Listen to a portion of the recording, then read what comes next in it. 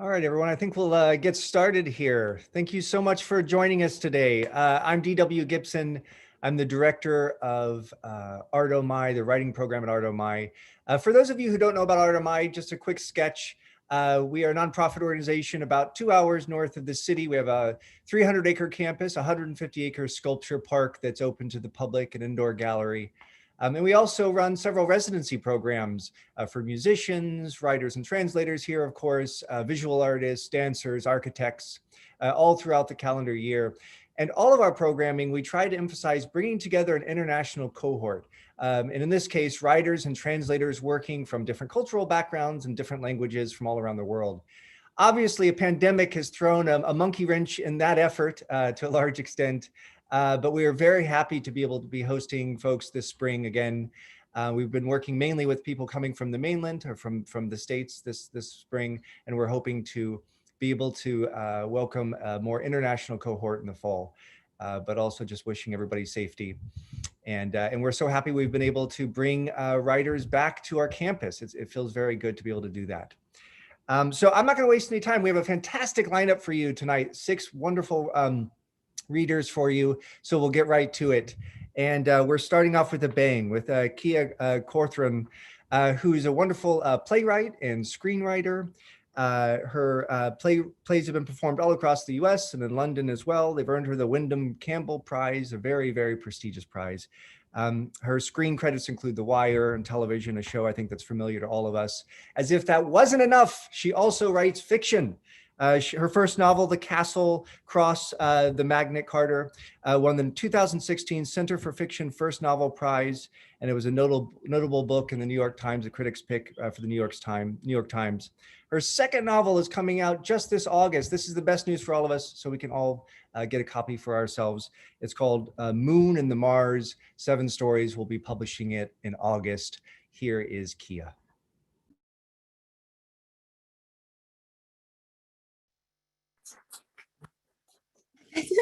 That's all my colleagues here that are giving me the applause. So yes, my novel is Moon and the Mars. This is actually what it's going to look like, and let's get it close. And I'm reading a chapter early on, but I'll just give you a couple of little thoughts, notes about it before I start. So it's in 1858. So this is just before the Civil War. It takes place, the novel takes place in 5 Points, which is the impoverished district of downtown Manhattan, where there was a lot of intersection between Black and Irish communities. And the main character is a little girl named Theo, who's half Black and half Irish. She's actually an orphan, but she lives between the tenement apartments of her Black and Irish grandmothers. So in this chapter, she's 8.5 years old. And this actually is not in 5 Points. It's a little north of that in the 30s, 32nd Street. She's with her aunt, who's actually an escaped slave who came to stay with the family at the beginning of the book. And so she's sort of posing as her aunt. So she's her adopted aunt. I gives you cabbage and peas and corn for your Grammy. We got plenty. And Auntie Miriam spread her arms out to prove it. Her voice sounded like a smile, even though I don't see it. The net hanging from her garden hat so thick can't make out her face. Her garden gloves cover her hands, though now and again she slip them off brief, let the earth pour through her fingers. You're good at gardening, Auntie Miriam. As the ace ricer in North Carolina. And cotton picker? Auntie Miriam shake her head. Rice and cotton, 2 different skill. Take train and stop! As much obliged for your help, Theo, but what you just pulled was not a weed. Inside, Auntie Miriam put some cabbage and peas and corn in my gunny sack. Then pour us coffee, slice the bread. Auntie Miriam and Mr. Samuel's house big, front room plus bed closet, 3 rooms. The little bed closet Auntie Miriam called the room of hope. Auntie Miriam, like never was no depression your house, and you and Mr. Samuel got a yard. She nod, sit back, stare out her little window on her little garden. 'Twas a devotion. Mr. Samuel grew up 5 points, never he think to remove. But I longs for the air, this he do for me, space the only thing I miss about Dixie. And my hands knowing the magic, knowing how to make soil deliver. Now her eyes turn to me. I got to go out little while. You help me? I love helping Auntie Miriam. She opened a big jar of the concoction, almond oil, shea butter, beeswax. While I spread the liniment over her left arm and hand and back of her neck, she stared into her little round looking glass set on the table, applying it to her cheeks and chin and forehead and eyelids. Auntie Miriam looked funny, light skin, her face and neck and hands, and dark everywhere else. But face and neck and hands, the only parts shows when she out and about, so them's the only place she needs to potion. Here's what I reckon. Auntie Miriam remember Miss Sally, colored boarder who make herself light and pretty for the gentleman, and Auntie Miriam want to be with the fashion. Auntie Miriam, Africa at home, mulatto in the street. I amble with her to Miss Philippa's, down to Little Africa, Greenwich Village. Auntie Miriam hand Miss Philippa some coin, and Miss Philippa passed to Auntie Miriam a little pouch. Miss Philippa give a few instructions, and that's pretty much all the words they use up. I stroll with Auntie Miriam back up to the 30s. Guess you's big enough. There's days I worries, slave catcher right round the bend, but other days figure it never be, why master bother? Years I'm ripe and being cultivated, yet not once he planted in me, nothing fertilized to increase his crop of darkies. You understand? I nod, but I don't know what Auntie Miriam's talking about. In the distance, thunder rumble. And I knows Mr. Samuel and me only married a short spell. Still, Miss Philippa know her herb, gonna help me fill the room of hope. And Auntie Miriam's right fingers gentle caress Miss Philippa's pouch, left hand caress her belly. Then the sky opened, sheets hammering, we raced to her house. Even in the rain, Auntie Miriam's light-skinned cream barely smudged. Want me help clean you up, Auntie Miriam? No, I gets to it. I look at her. Usually she liked to wash the high yellow off second she walked through the door. Then I remember Mr. Samuel gone before crack of dawn, didn't get to catch a glimpse of his light wife today. Cloudburst big, not letting up, getting toward dark, and no Mr. Samuel. He got sense enough, wait out the storm, she say. You too, may as well stay the night. Then she pull out a deck. Pick. First, I don't know what. I never done no cards before, never been close to no heart, no diamond. Afraid I'm doing it wrong. Still, I go deep in the pile. Glance it fast, she can't see. Leave it back atop as instructed. Auntie Miriam, shuffle, shuffle, pull it out. Deuce the clubs. She'd do that. Broth and bread, then time to hit the hay. But she ain't hitting no hay. Auntie Miriam take to her rocking chair, light her smoke, waiting for Mr. Samuel. I never seen Auntie Miriam smoke before, but now she enjoy her pipe like she was born to it. I help wash the dishes, Auntie Miriam. I gets to him directly. She puff, eyes in the dark out the window. Wonder why she prolonging a chore. Then I know she don't want to stick her hands in no water yet. Now you really look like my Auntie Miriam. She turned to me, eyebrows a question. Or my mother, I giggle. Except my mother was Irish, you couldn't look like her. Auntie Miriam's eyes stuck on me. I chuckle, but my laugh's starting to lose air. Both us pretty, light. Her puffin stop, eyes narrow. You know why I do this, Theo. I stare. Auntie Miriam never stirred to me like that before. I nod. Then why you natter on? I don't know what answer I'm supposed to give to that. She sighed, back to her rocking, eyes back to the window. Me and the crickets wait. I'm a homebody, likes my walls around me. But sometime gots to show my face in the world, the odd errand. I knows you likes cleaning the light skin off, but sometime I likes to wait for Mr. Samuel, which is just what I reckoned, waiting for him to see her pretty and light, but figure best keep that reckoning to myself. Now Auntie Miriam looked to the looking glass, staring at her fair cheeks. No smile. She speaks soft, like more talking to the mirror than to me. No kidnapping me back, whip and chain. South Carolina ain't never finding their dark skin Lizzie. Not on the street, no how. Then we both quiet till my yawns sneak up and bellow. In my dream, I'm walking down Broadway with Auntie Miriam, and here come the slave catchers. Then I see Auntie Miriam forgot to put on her light-skinned disguise. Scared for her, you seen Lizzie, one of them say. I shake my head, no, no, no, but surely they see my heart pound through my chest. Then Auntie Miriam beside me take to laughing, hold her belly, rolling on the ground, the funniest joke. I start to smile, then feel my water. Wake up, slip out to the Irish shanty, which is something I recently heard great Uncle Fergus mutter. But when I said it, Kathleen and cousin Eileen snapped, call it WC, outhouse, privy. Outside, no more rain, just the mud. Walk back when I'm done.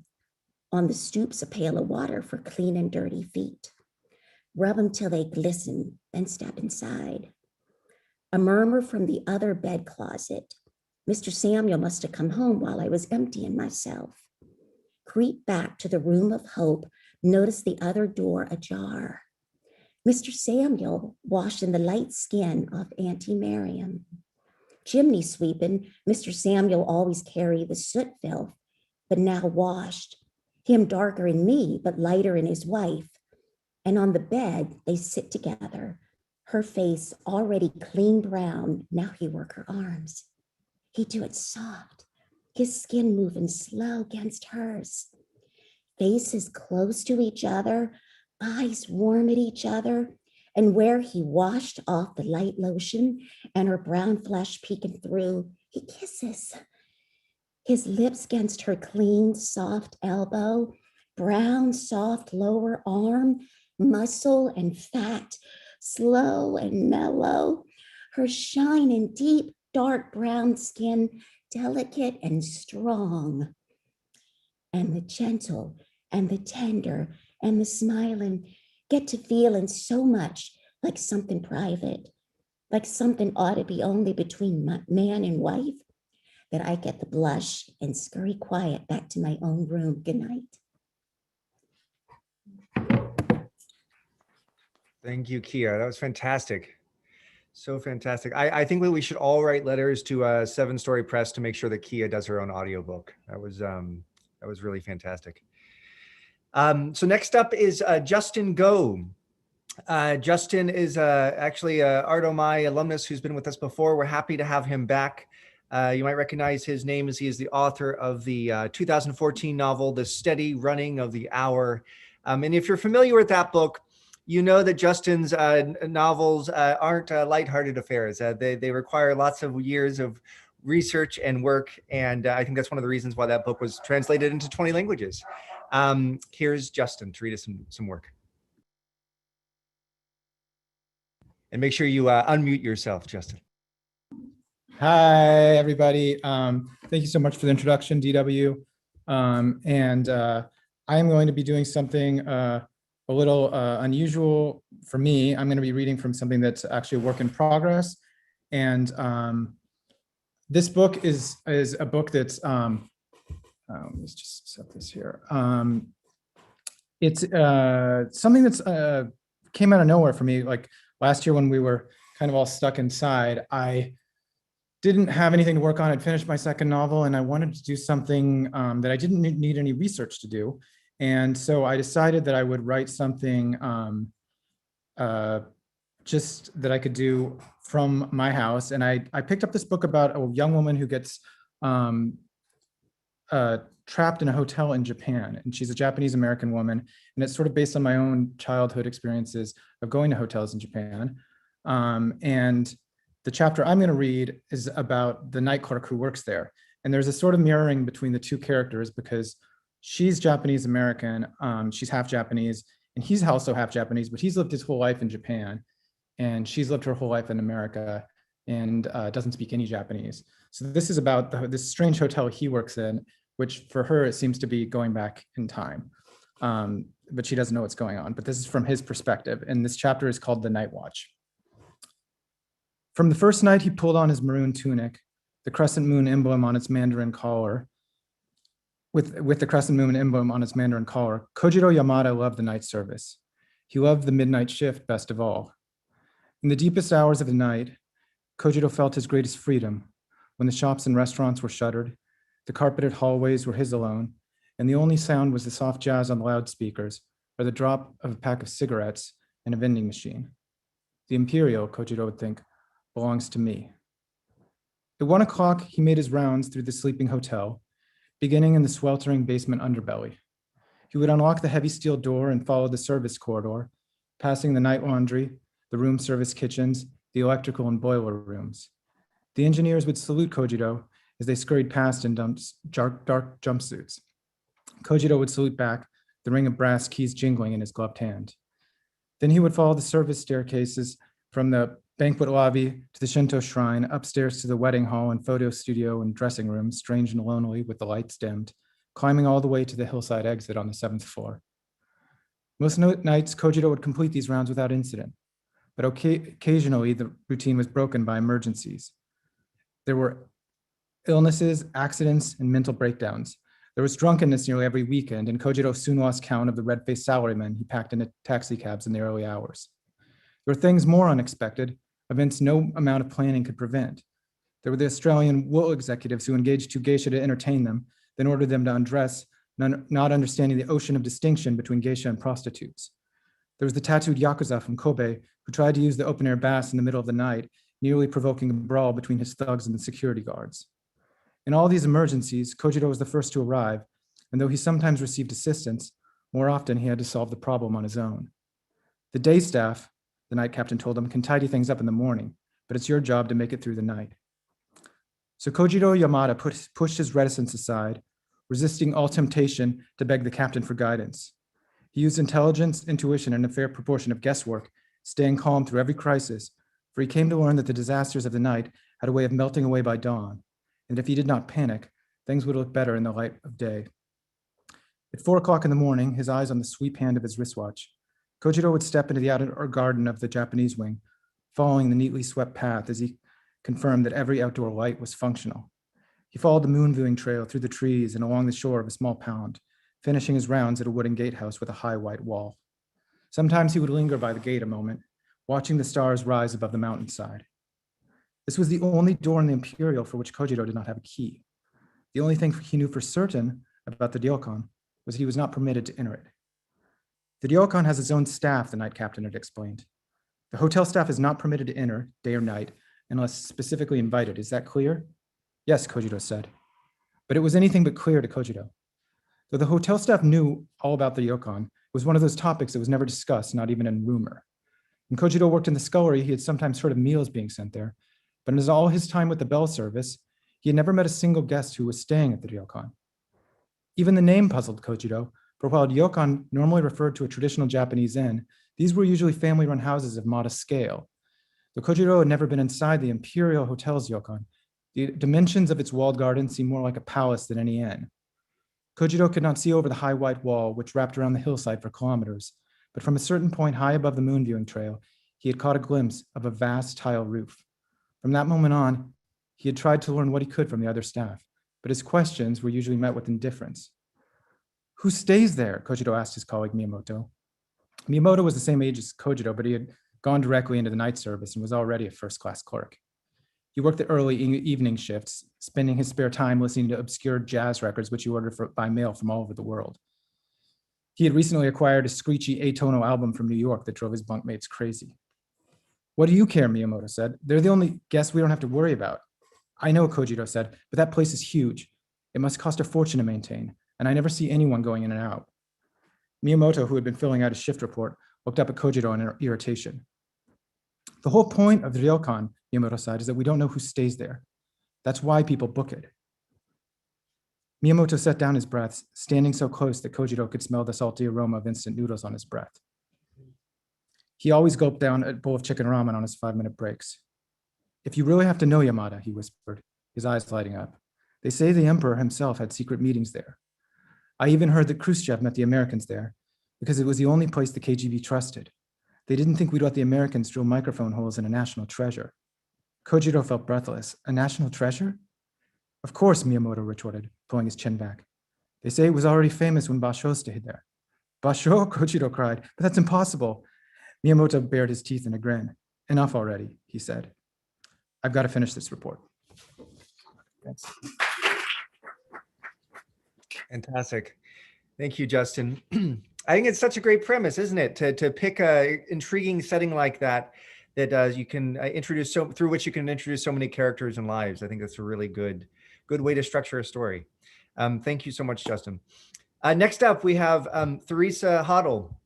And Theresa has also been with us before. We're happy to welcome her back to Art Omi. She was born in Taipei. She's a graduate of Columbia University's program. Her short work has appeared in various journals, and she's working on a novel now that harkens back to the place where she was raised, actually, in southern Oklahoma. She's writing about the Dust Bowl and ghosts. Who doesn't like a good ghost story? Here's Theresa. Hello. Indeed, who does not like a good ghost story? I'm Theresa. First, I wanted to say thank you to DW and to the entire team at Art Omi and to Nuyorican Poets Cafe and everyone who made tonight's event happen. I'm going to read in full an extremely short story called West with the Night. This is set in Oklahoma in a town called Darty, which is a town of about 200 people. West with the Night. Darty, Oklahoma, 1999. In the wild, wild places that exist in small town rooms, I sensed something alive. It crawled across the place my skin met blanket. It lived by drinking light through keyholes. When the touch as dense and smooth as oil swept my thighs, it filled me with fear and, yes, desire. What was it? Don't ask me yet. Ask me instead about the wildness. The static hums behind the secret selves of bookcases. The ticking clock at midnight fades into a cricket's buzz. Something slides beneath my pillow, waking me. In the morning, my hand is creased by fabric and feels dead. Ask me instead about my body. Small breasts, stretched stomach, flabby thighs. My body feels absurdly disconnected from my mind. My mother enters the bedroom. Esther, what is going on? My friend enters the bedroom. Esther, what is going on? And yes, I ask myself and will ask myself as far into the future as I can see it, Esther, what is going on? How simple, how small. Listening to the whispering wildness, I lost the will to leave my bed. Instead, I shelter here, eyes open through the darkness. Something small and hard-shelled buzzes behind my headboard, knocking itself fruitlessly against the wall. Once I was engaged to be married, but crushed a bottle's worth of Percocet into his beer the night before the wedding and told no one. I ran out of the lit house into dark country, summer tall grass on my calves, damp smells rising up from leaves. I made it across 2 fields, then broke down and ran back home. I told my mother and my friend. Together, we 3 rushed him to the hospital. I was the only sober one, what with my womb, so I had to drive. They sat behind me in the back seat, propping him up on either side, eyes glittering behind me in the darkness. I hunched over the steering wheel and shoved my gaze along the pale thread of the highway, thick fringe of trees. The moon hung like a pearl overhead, so swollen with mystery and loveliness, I could almost cry. I was chanting in a low voice, "West with the night, west with the night." I did want him to disappear. In my mind, Beryl Markham flew a tinny turquoise plane across the Atlantic Ocean, and I did want him to disappear. The floor of the plane was lined with good luck gifts from her family, friends, and fans, and I did want him to disappear. She spoke of the long night in the darkness, alone in the totaling hum of her plane, looking down at a sea of endless trees giving way to silent water, and I did want him to disappear, but also stay, and those two wantings ripped me apart, and when they did, I realized what was there inside weren't human. But that's not my speech pattern. That's my grandmother's. The threads reel out from my mind and may collapse at any second when instead I should be building something to tell you. But now I want to tell you about my grandmother who was killed by a rattlesnake when she was chopping off its head with the sharp blade of a shovel on the porch, and in the next room, my grandfather had an unrelated heart attack and died, cradled by his leather armchair. Out of some dreadful perversity, she gathered the headless snake into her arms, wound about her wrists like rope, and taking it to him, mashed it against his shut lips, wound first. My uncle, coming up the steps, saw this sight through the screen door, and confronted with evil in its purest form, he shot her dead, told the sheriff it was a hunting accident, and so killed by snake. Threads reel out from bodies too. Let's talk now about my girl, birthed from beer and summer hay. All my wedding guests did own shotguns. A history of violence in the family, a history of madness in the women. My fiance, he didn't mind. He made the girl on me mashed up against a stall in the men's bathroom of the high school art wing, and I, to my disgrace, writhed against him saying yes. If you want to find the answer to the Percocet, maybe look there. Not at him, one hand pressed down on my back, the other on my wrist, conceiving deep-toned bruises. No. Look at me, little panting mouth, eyeliner smeared, throat numb from gasping so much air, so fast. And just when my legs seized and white-hot light shot up me, I felt the tickle of my hair on my neck, scratching like a little hard-shelled creature, and I thought, who am I? A drop of sweat fell from him into my eye. That was when the wildness was born, that endless hum, a history of drama in the family and a parody of madness in the women. Enough about the girl. I had her, they cut her out. My mother and friend take care of me and the girl. Before that, in the hospital lobby, as my fiance recovered from the Percocet behind a pink curtain in some moaning room, they pinched my wrists with their cold fingers. Don't tell, they said. If you don't, he won't. That was true. What's happened to you, Esther? Finally, let me tell you about my God. My God reached down to women tenderly and made a baby in the womb of Mary who held these things in her heart. My God touches my mother in her prayers. She moans for him, mouth open, tears streaming down. He brings her comfort, joy, and peace and strength. My God scoops up the homeless and the hungry through his followers. He found my friend and saved her life so that she could bear witness to me and bring me money in my time of need.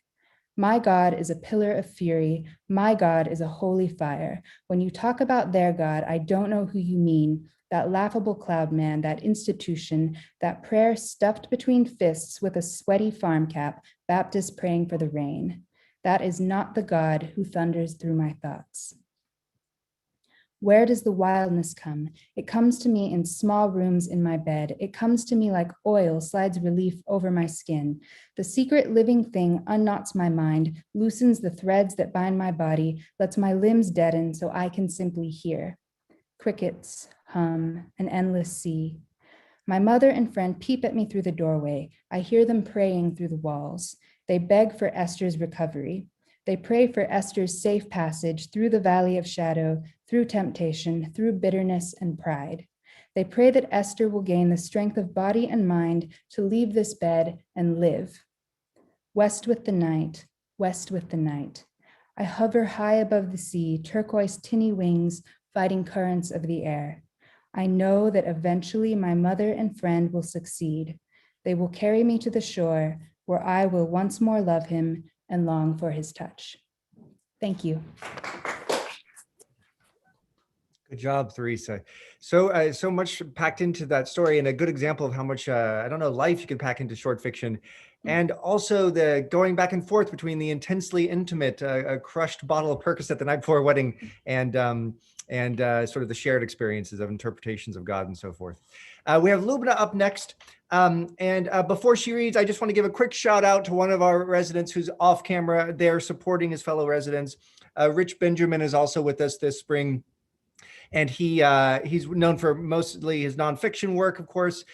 He's contributed to the New York Times, New Yorker, New York Review of Books. His his book, Searching for Whitopia, An Improbable Journey to the Heart of White America, is a fantastic book that you should all check out. And he's a wonderful addition to the group. And he just won a coveted seat at the New York Public Library, the Coleman Center, to work on his next book, which will be a family history and also a portrait of America. So a big shout out to Rich. But next up is Lubna Marie. Lubna is with us from New York City by way of Syria. She's a photographer, she's a journalist, she's a writer, of course, and she is working on her first book for Penguin Random House, which is about some of her own experiences. Here's Lubna. Hi, everyone. So I'm gonna read to you some unpublished drafts from my upcoming book. I'm still working on it. So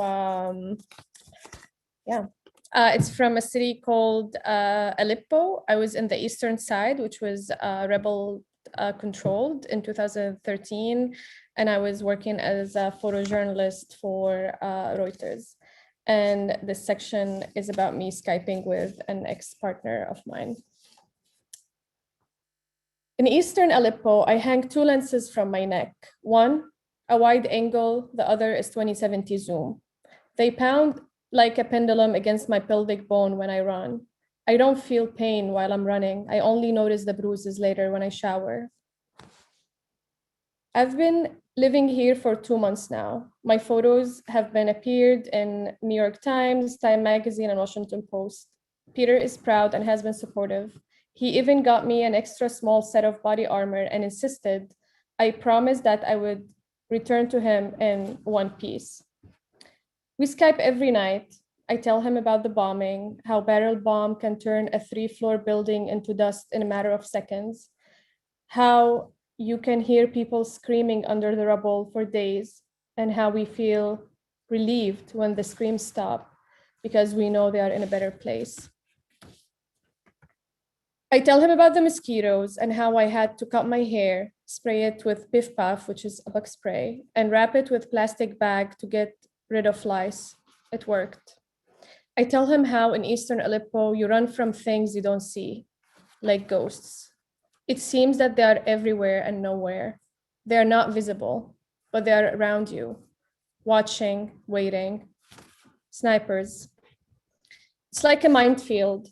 2 or 3 people have to get killed before anyone knows the safe path and where the bullets are coming from and what crossroads to avoid. It does not take long before you start learning the tricks of survival, how being the first to run into free fire zone is the best option. You are the most likely to survive if you are the first, because the snipers won't be looking. He will probably be ready for the next one to cross. And despite knowing this, I've never crossed first. Residents who decide to stay in eastern Aleppo now that the rebels have taken over install curtains. They are colorful, big-sized plastic sheets with each side attached to a balcony. They are used to block the sharpshooters' views. For some, it doesn't matter. Many times snipers shoot at the curtains even if no one is crossing. They know that even if they don't hit anyone, they scare everyone inside. They want to remind you that your curtain only blocks their line of sight, not their bullets.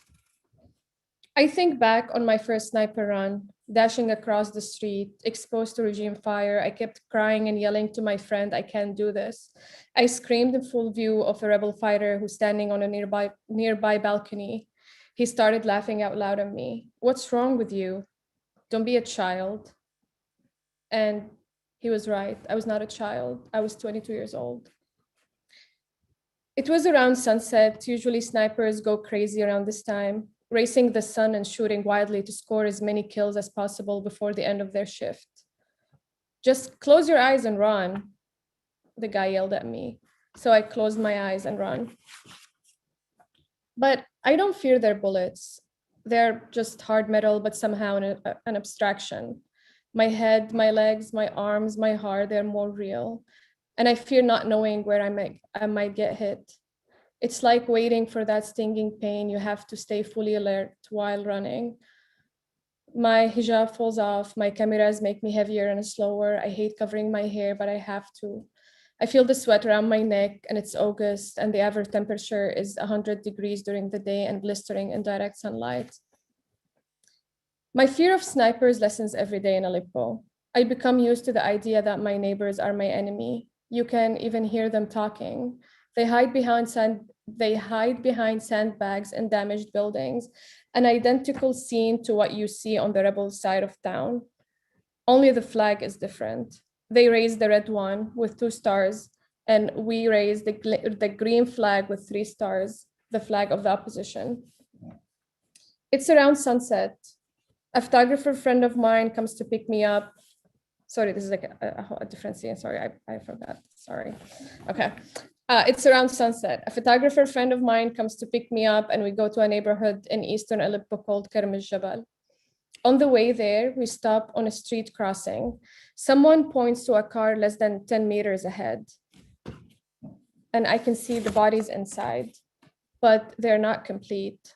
It's as though they have melted. Only a jumble of hair and bones remain inside the vehicle. No one can remove them. A sniper is targeting the road. One rebel fighter says, "So they stay there?" I ask. "Well, until we clear the road, but bodies usually decompose after 5 or 6 months. It takes longer in the winter. We usually end up only burying bones." I start to look closer at the bodies in the car, and it looks like they hadn't even tried to escape. The car doors are still shut. There is 1 corpse behind the steering wheel and 2 more in the back. I keep staring. I've never seen decomposing bodies before. A man walks up to me and tells me that they were able to drag some of the bodies out earlier that week. "Do you want to take photos? No need to get closer to the cars," he warns. Then he laughs. "If you get hit, we cannot drag you back." I follow him into a makeshift clinic. It's closed. He lifts up the iron door, and then we walk through another glass one behind. 3 long plastic bags are on the floor. Dozens of children are playing outside. They sneak in with us, wanting to know what's going on. We pulled out these using a long metal wire, the rebel says while unzipping the bags down the waist. This is the mother, this is the father, and this is a child. I start to take photos from different angles, making sure I don't step on them as I approach while looking through my lens finder. I see pink plastic pearls around on the little girl's neck. Her jaw is wide open. There is no flesh on her face, only bones. The smell of rot is strong, the same smell I remember of rotting cats run over by cars. It's the stench that sticks to the inside of your tongue and nostrils, and it seems to penetrate to the back of your brain because it cannot find any way out. I keep thinking about how much memory I have left in the camera. Is it worth taking more than 10 frames? I doubt Reuters will take the photos anyway. They rarely accept ones of skeletons and dead bodies. But it's starting to get dark and I have to shoot more. I start to get annoyed with the kids. They're loud, the clinic is tiny, and there's too many of us here. I lift up my head and I see a girl, 10 years old maybe, staring at the skeleton and chewing a gum. How can you chew a gum and blow bubbles in this awful smell? I think to myself, and minutes later, I catch myself thinking about dinner. Thank you so much. Thank you so much. And I've known about this book for a long time, Lubna, and that you're working on it, and it just now popped for me sort of the importance of not only the layer of your experience as a human being in these circumstances, but your work as a journalist and photographer, and both of those aspects are adding so much to that work. Thank you. Next up is Phoebe McIlwain Bright. Phoebe is a fiction writer and a nonfiction writer. Her work has appeared in a lot of journals that we love and admire, including Public Space. And she's at Art Omi working on a novel, and I am of the mind that the more specific writers are, the better off we all are as readers. And I think that Phoebe's doing a good job in that regard. Her novel is about the Oregon Cascades, dam removal, and salmon, all of which I think can have probably pretty complicated relationships. Here's Phoebe. Hi, thank you. Thank you, DW and Art Omi and Mrie and Poets Cafe. I am going to read from what is currently the beginning of this novel. All right. In the parking lot, Shelley opened the door to her green Isuzu Trooper, scratches from blackberry vines stretching along the driver's side, and frowned at her daughter, Cammie, when she tried to slip in the back. Front, Shelley said, over the creak of the door. Cammie had 10 days suspension.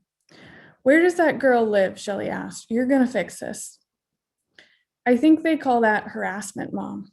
They'll just kick me out. Cammie's blue eyes, tipped down in the corners, looked thoughtful, as if expulsion might not be the worst outcome. She chewed on a wisp of blonde hair. They don't call it harassment when you say you're sorry. Shelley didn't remember being quelled by the threat of suspension when she was Cammie's age. Her grandmother had cared more about not having to deal with the school than about what Shelley might have done. Cammie groaned and propped her muddy Doc Martin knockoffs against the dash. She pulled the lever on the side of the seat, putting it so far back she was almost lying down. Her knees poked through the holes in her jeans. Why? Shelley asked, the pink scrapes on her knees. The knees leaned together. Cammie addressed the ceiling. This girl's been hitting on Evan nonstop, even though everyone knows he's been with Dee since June. This was over a guy you're not even dating? At 16, the intensity of Cammie's emotions didn't need logic. Cammie's voice turned flat. Shelley had embarrassed her, probably for not having a boyfriend. Dee's my friend. I can only explain to people who understand loyalty. I'm loyal, Shelley said. Not really. A wave of heat rolled up Shelley's throat. It was exactly the kind of thing Joan would have said 20 years ago, maybe even had said. She didn't want to start looking for similarities between her younger daughter and her sister, though. That was giving the upper hand to Joan's habit of knocking things off kilter, even when she was gone. Shelley squeezed the wheel. The principal had some words for you, she said. I'm sure she says the same thing about everyone, Cammie interrupted. Shelley craned her neck to glare. I didn't leave work early for you to get snippy with me. Cammie closed her eyes. Okay, Mom. They turned onto Oregon State Highway 246, the 2-lane road through town, broken by a single stoplight that trucks with full loads of logs regularly blew through when puddles amassed in fall, a hand on the horn so cross traffic knew the truck couldn't stop. When they reached the rotting volunteer fire department, Shelley made a sharp V-turn onto a potholed street without painted lines, just narrow enough that if a car came from the other direction, someone had to pull onto the mossy shoulder. They passed lots with single-story houses and trailers covered with tarps, a couple yurts and shake-roofed cabins, each home briefly coming into view and disappearing again between the walls of Douglas fir, western hemlock, red cedar, and vine maple. Fences rotted in place, and in a few spots, tarps and tapestries tied off at all four corners provided privacy from the neighbors. Shelley guided the car around a dogleg turn, and her eyes flicked up automatically, searching for Cougar Mountain, only visible from the middle of the road where the trees didn't block the sightline. But wet, weepy clouds shrouded the view. The car dropped slightly as the road changed to gravel and the trees closed in. Seeing nothing but trees was how a person knew they were in the green mountains of the Western Cascades. The car splashed through puddles and rain tapped the windshield. If the windows were open, they'd be able to hear the river but not see it. They lived on the wrong side of the road for that. Their house was a rare two-story, a home built with money that had fallen into bad shape 25 years ago when Shelley was a teen, logging was hobbled, and families left Wygant and Waves, the lucky ones getting an almost fair price for their homes from people who'd use them as vacation cabins. But the family that owned this place had been too stubborn, too angry, and had instead rented it out for almost nothing. The renters let the place slide into disrepair, more interested in spending money on smack. And by the time Shelley and Rolf bought it, there was a mountain of trash in the backyard, and the local kids had a game to see who could lob rocks high and accurate enough to go through a broken pane on the second floor. Now the friendly moss green paint looked normal, expected. The blue spruce by the kitchen window, a fancy touch not destroyed by the previous residents, stood beside a bird feeder Shelley filled each spring. The porch floor no longer slanted, and behind the house, garden beds lined up like parked cars. Shelley opened the door and held out her hand. Phone. Oh, come on, Mom. I was standing up for a friend. You're the one who's always telling us to stay strong and make our own decisions. Cammie raised her eyebrows and pitched her voice up a few decibels. Don't let anyone else make your choices for you. Once you give up your will, you won't get it back. Shelley's jaw flicked tight at the mimicry, but Cammie was right. She did preach self-reliance. That, and you're only as good as the work you've done today, were two tenets, strong and sure as a steel cable, that she could trace back to her grandmother. She pictured what the principal had described. Cammie holding her knee on the other girl's face, grinding the girl's cheek into the pavement until small stones cut their way into her skin. Shelley hadn't gotten a call like this for either of her daughters before, but she could see Cammie's long blonde hair swinging across her damp forehead, cheeks flushed with concentration, thinned eyes like clouds pressing down the lid of the sky. Phone or your car, you lose one for a week. I bought the car, but sure, you can have the keys. Cammie moved to pocket her phone. Shelley caught her wrist. Keep that up and see how it works out for you. Cammie dropped her eyes, gave a half nod, and slipped into the house. Shelley followed, pausing at the kitchen counter to fill a glass of water at the sink. A one-time incident. It was Cammie's junior year. She was almost done, and she'd never messed up like this before. Stepping back into the living room, Shelley caught her toe on the lip where the floor was an inch higher than in the kitchen. That had been her mistake when she was when she was hopeful and pregnant, and she still had to live with it. A wave of exhaustion hit her. She pressed her spine into a corner of the blue corduroy couch, curled over her phone, thumb moving of its own accord, and listened for sounds from Cammie's room above. Didn't you get divorced? The principal hadn't seemed like she asked that to everyone.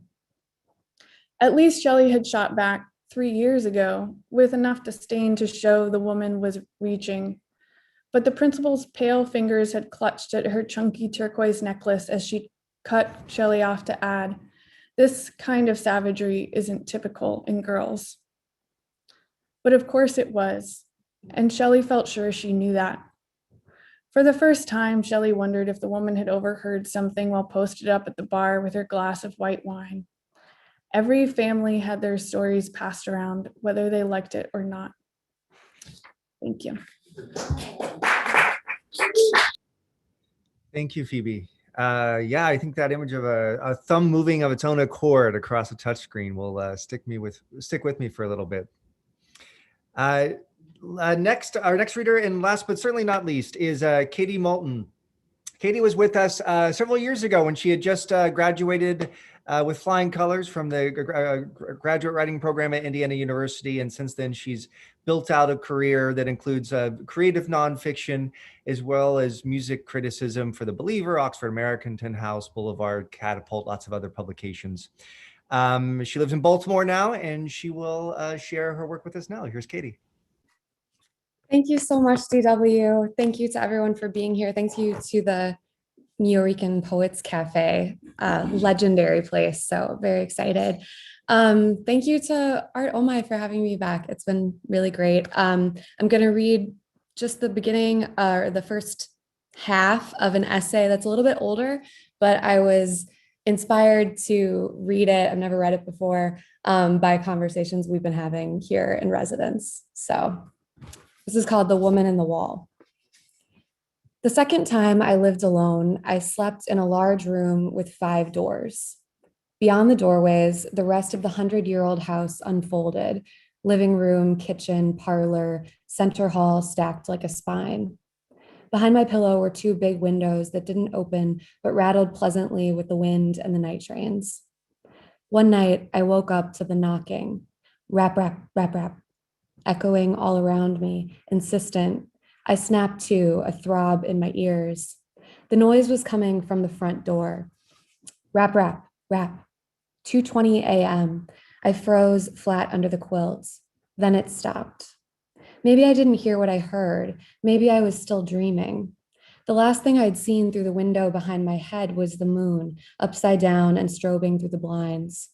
I'd closed my eyes, counted the house's doors and bricked up fireplaces, took stock of its paintings, including the portrait over the dining room table of Eudora Welty with a pursed mouth, de facto patron saint of the writing residency that brought me to this southern town.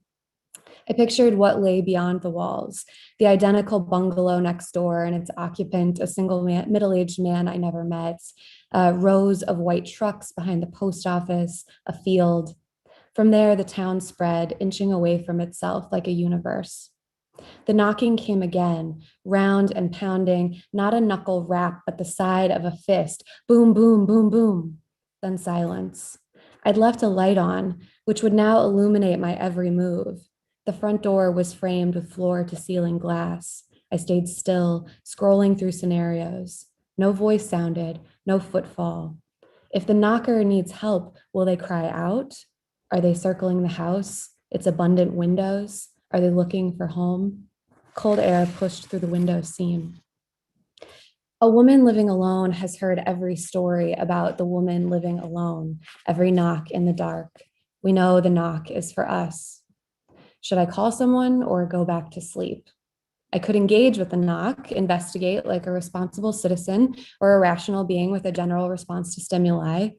But then again, aren't those the ones who die first in horror movies? I must have learned this strategy, just close your eyes, from my mother, from being a daughter.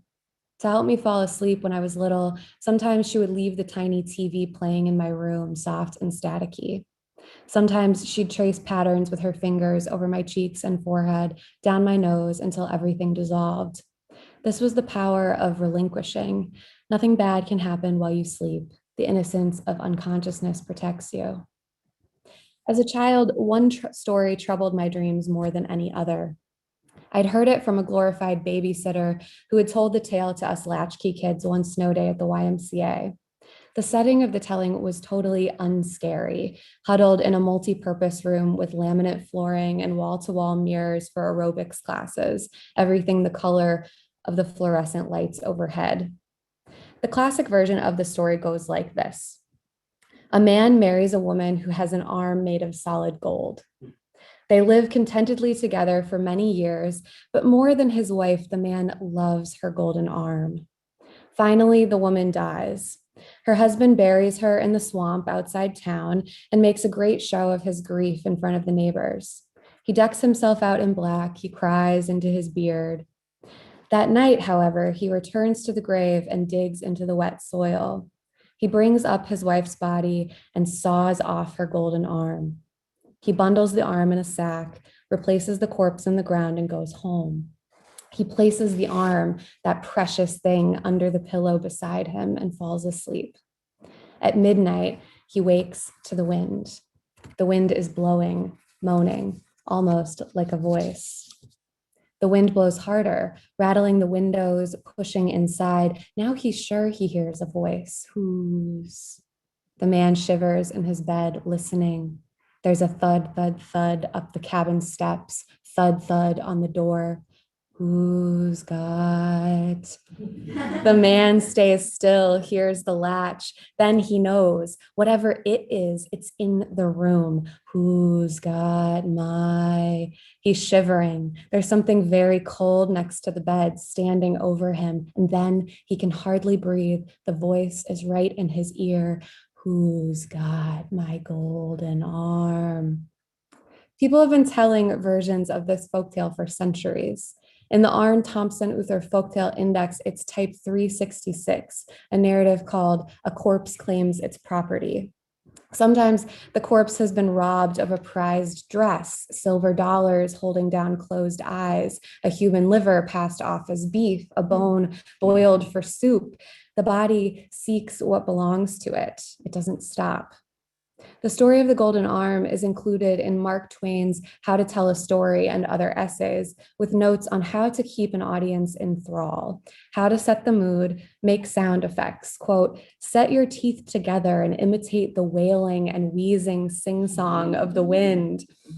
He tells you how to stick the landing. The teller should wail this part, plaintively, accusingly. The corpse has reached its moment of its reckoning. The voice is right in his ear. Who's got my golden arm? And then Twain instructs, you stare steadily and impressively into the face of the farthest gone auditor, a girl preferably, and let that awe-inspiring pause begin to build itself in the deep hush. And then, you've got it. The young woman at the YMCA paused perfectly, masterfully. Then she shouted and lunged across the circle of little girls. We jumped a mile, baby carrots and Lunchables scattered across the floor. By the time this story translated it to my nightmares, the details were distorted. The corpse had transformed into a swamp monster. The vengeful ghost wife never scared me, maybe since I felt she was justified in her pursuit. So I filled in the shadow with an unfeminine, more random danger, the silhouette of a ghoulish Barney the dinosaur sludging up the stairs into my room.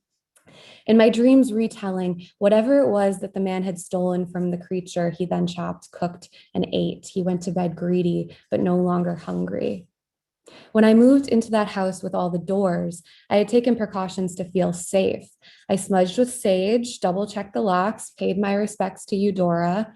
I kept finding pennies placed on windowsills and thresholds, offerings or protection left by another woman writer who had rattled through the same rooms.